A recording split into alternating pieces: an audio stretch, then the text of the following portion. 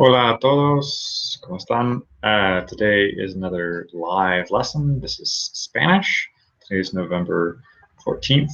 And in the previous lessons, we've looked at some vocabulary for the family, friends, and talking about where they're from, what their likes are, and describing them. So today we're going to look a little bit more into verb conjugations for the present tense. And so you can start building little by little some more sentences using some of these vocabulary words and developing maybe kind of your self-presentation and talking about the things that you do in the present tense and talking about other people. Okay, so I'm going to share my screen here and show you a table. So here for Spanish, so we're looking at, we have the different subject pronouns. So we have in the first person singular yo. In the second person we have tú. And in Argentina, for example, you have vos. In the third person you have él, ella, usted. Usted can be a singular kind of formal word that they use in Mexico, for example, and I think other Spanish-speaking countries as well. In the first person plural, we have nosotros and nosotras. The OS ending is for a masculine or mixed group people. The AS ending is for a group of women, and this is to say we. In the vosotros, vosotras, we also have a distinction between masculine or a mixed group of people, and the AS is a group of women. And in terms of a difference between tú and vosotros, vosotras, vosotros and vosotras is a you plural, like a informal, like people you would be kind of friendly with, people like at your age. And vosotros, vosotras is primarily just used in Spain. In Mexico, where I live, if I'm talking to a group of people, like two people that are friends or even formal, I would use usted, ustedes. I would use ustedes in the plural form to talk to a group of people. I would not use the vosotros, vosotras form in Mexico. And this vos form is primarily in Argentina, and I'm not very comfortable or familiar with using it, although I have included some of these conjugations on here so that you can see how they work. But most of the Spanish that I have learned and used is based in Mexico, where I've been living for the last 8 years. Okay, and I've been studying Spanish since 1995, so it's been about 21 years now. So it's a long time. Okay, so in Spanish, you have these three groups of verbs. The first group is this AR ending, like you have, for example, hablar. And you take off this infinitive, the AR ending, and you replace that with the letter O, and you get the first person singular, I speak, yo hablo. Then you replace that with AS, and you get tú hablas with an accent, or like a stress, a word stress on this first A, hablas.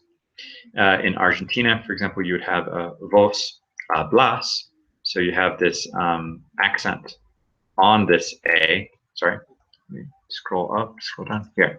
Accent on this A. Then for the he, she, or you formal singular, you have habla with a stress on this first A.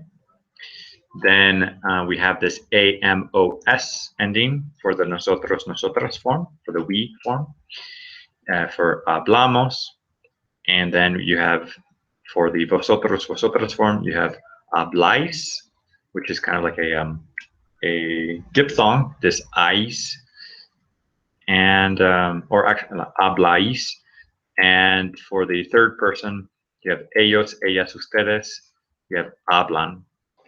So I think I've looked at this in other videos perhaps, but in terms of the word stress in Spanish, it's predictable to say that if you have a noun or a verb that ends with a vowel or the letter S or the letter N, you stress the second to last syllable.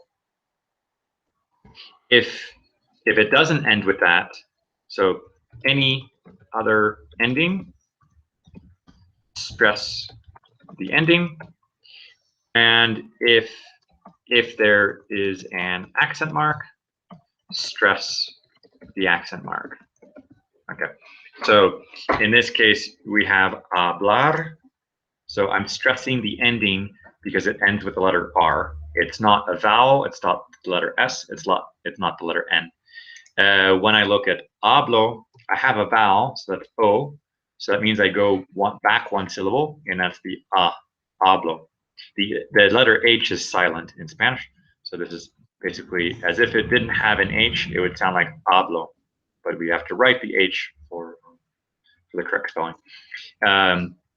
Now I get for the to form, there's an S, so based on this rule, I go back one syllable and I stress the first A, so hablas. Here you can see that for the vos form in Argentina, they are stressing this last syllable, and to make you do that, they place an accent mark. So if you didn't place the accent mark, these pronunciation rules in Spanish would tell you that you would need to stress this first A. But here they've written this accent mark, so I know that I stress this on the last syllable instead. Here, habla, it ends with a vowel, so I go back one syllable to pronounce this habla. When I go to this hablamos form, I have a letter S, so I go back one syllable and I stress this A. I don't stress the first one because this rule says here's the S and this vowel. So I go back one syllable is this one. So hablamos. Here I have an accent on the A, so I stress that A. So habláis. And lastly, on this ellos, ellas, ustedes form, I have a letter N. So I go back one syllable and I get this hablan. So those are very predictable patterns that you can use in Spanish. And so we'll move on now to the syntax here. So if I want to ask a question, I would just put this upside down question mark and kind of raise my voice. Hablas español? Hablas español? And if I want to make the negative, I just put the word no in front of the verb. So no hablo español. And if it's just I do speak it, so hablo español. Spanish, because of these endings that are distinct, this o, as, a, amos, ais, an endings, you don't have to specify the subject pronoun, not like in English. So I think in technical terms, I think this is called a pro-drop language, where you can you don't have to use the subject pronoun unless you are insisting to show some kind of a difference between who you're talking about. For example, if like you were looking at the third person, you might need to mention if you're talking about a man or a woman to distinguish that. You might have to specify like él habla, ella no habla, like he speaks but she doesn't speak. Nosotros, nosotras, if you did have to specify if you're talking about a group of men or a mixed group or a group of women, you may need to specify that nosotros, nosotras. But in general context, if it's clear, you can drop the subject pronoun. Okay, the second group in Spanish is this ER ending. So you drop the ending, the infinitive ending, this ER, and you add O. So yo corro, or just simply corro, corres. And here for vos, you can see the accent mark, vos corres. Él, ella, usted corre. And nosotros, nosotras corremos. Vosotros, vosotras corréis. ellos, ellas, ustedes corren. So another verb that is a second group that ends with an ER is the verb entender, to understand. And I have this here. So this is yo entiendo, tú entiendes, or vos entendés. Él, ella, usted entiende. Nosotros, nosotras entendemos. Vosotros, vosotras entendéis. Ellos, ellas, ustedes entienden. Okay, so if I was going to ask somebody a question like, do you understand Spanish? Or I understand Spanish. Entiendo español. And, or I don't understand Spanish. No entiendo español. And I could ask a friend, entiendes? I'm starting to speak with a voice form here, unfortunately. ¿Entiendes español? So notice that this 10, this middle part of the root, entender, in this group of yo, tú, él, ella, usted, and ellos, ellas, ustedes, these bottom, all of the singular form and the third person plural form, they have what's called a stem change. So this stem change this is typical in not just in the second group, but you might have these in the first group, second group, or third group. You might have a stem change, which usually is a kind of a diphthong. So in this case, it would change e to IE. So this 10 becomes tien. There are other examples where you might have an O becomes a UE. There might be, those are some of the typical ones that you have on there. But be careful of those when you're learning these conjugations, even though they're regular verbs. You may have some of these stem changes. So correr doesn't change. That is a perfectly regular verb, but some other ones have these stem changes. So for that stem change, that's for all of the first person singular, or sorry, all of the singular ones. So first, second, and third person singular, and third person plural. The nosotros and vosotros forms do not have that stem change. You can see that here. So this can is still there, like the infinitive, and there. And now the third group, this IR ending, partir, is a typical example. This means to divide, and share like a cake or something like that. So I hear this at birthday parties here in Mexico, like I will cut it and you divvy it up among the guests. So yo parto, tú partes, vos partís, él, ella, usted parte, nosotros, nosotras partimos, vosotros, vosotras, type it very quickly, partís, and ellos, ellas, ustedes parten on there. And so this is typical of this IR ending. You change this. You can just see this in the nosotros form. You have the I ending. For the ER verbs, the second group, we have this EMOS ending. And you can see the vosotros forms. You have the letter from the infinitive, like partir, and you add an accent mark to that and add the letter S here. In the second group, you add an accent on that letter E and you add IS. But since this IR ending already has a letter I, you're not going to add two I's. And you can see up here for the AR ending, we add this accent on the A and then add the IS on there. Okay, so as you can see in these three different groups, we have an O on the ending. So hablo, corro, parto.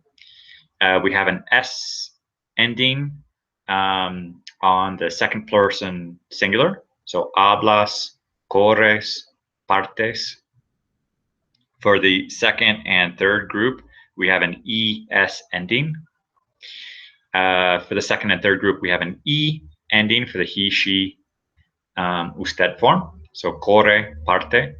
But for the first group, we have a letter A here. And for all of the nosotros forms, we have MOS as the ending. So hablamos, corremos, partimos, and the accent is the stress is on this second to last syllable, based on these rules that we looked at over here. And what else would I say? If you go into, let's say, Wiktionary.org, you can look up the conjugation of these verbs. You just put in the infinitive form, and you'll get these tables. So you have present, imperfect, preterite, future conditional. These would be the simple tenses here. So hablo, hablas. You can see the hablas for the vos form. Habla, hablamos, habláis, hablan. So this ellos, ellas, ustedes. You have all these forms that are on here. In the imperfect, in the preterite, the future, you get the subjunctive. Subjunctive is an important feature of Spanish language. You get the imperative, like telling somebody what to do. So yeah, this vos form is in Argentine and Uruguayan Spanish. And yeah, those are some of these tables that you see here for these conjugations. And you can do the same thing for this correr. You get the ER ending. You get these typical examples there, and the IR.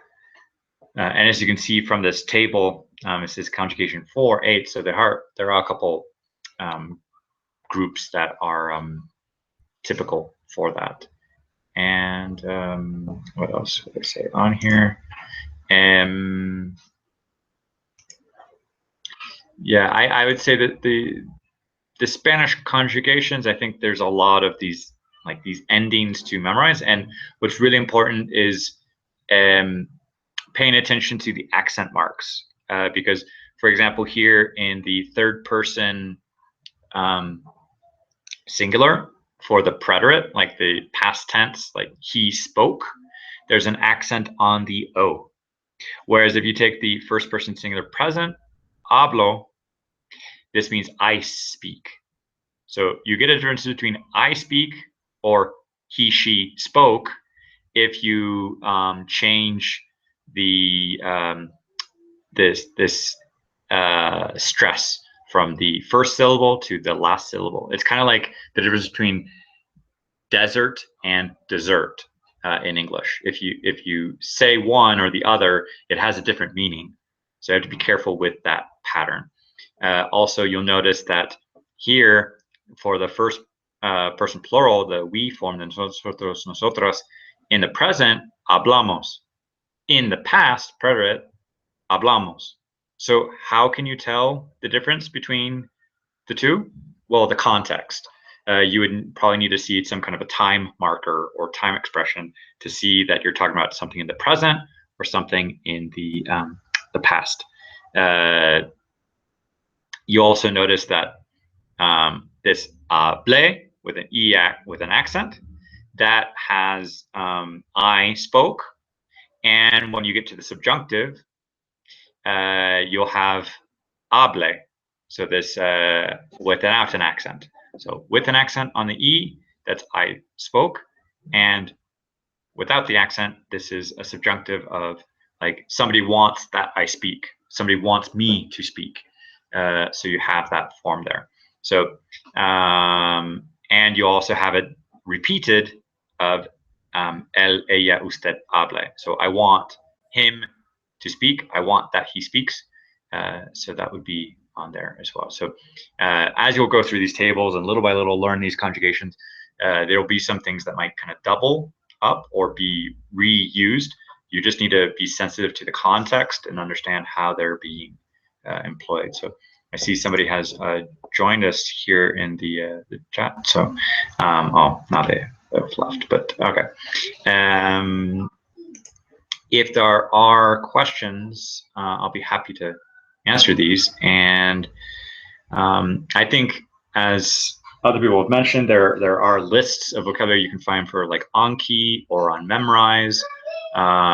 to practice those. I don't yet have something on my website for practicing that, but I think I might put something together for practicing some of these Spanish words. I did have something a long time ago, about like 5 years ago. I had something in Microsoft Excel for practicing these conjugations, because one of my friend was learning Spanish, so I put together kind of a verb conjugator for Spanish. But for the moment, I haven't reprogrammed it for JavaScript HTML. But that's something I might look into doing to kind of practice these, because this it's fairly important to kind of learn these in the present tense and start building sentences on there.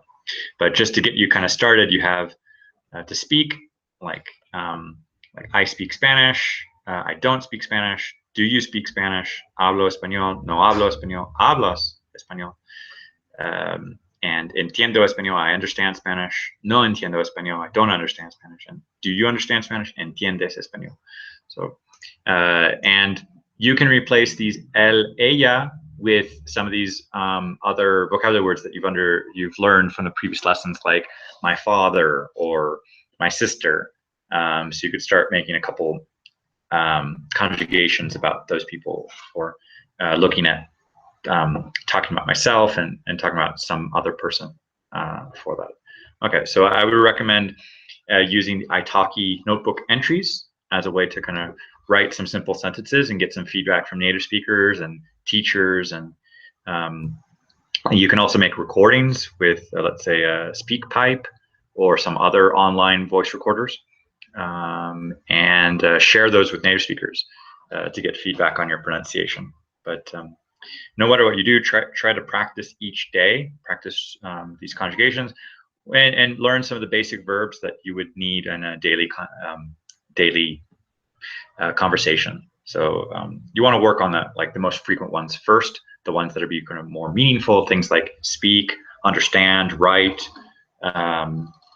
and those will kind of be helpful. So I might put together some exercises to go along with this video so you can see them. But if you have any questions, feel free to leave a comment or a message, and I will relay those questions, comments to native speakers to get feedback. And if you like these videos, please like, share, subscribe, and we'll see you in the next lesson. So have a good day and have a good week. Thanks for watching.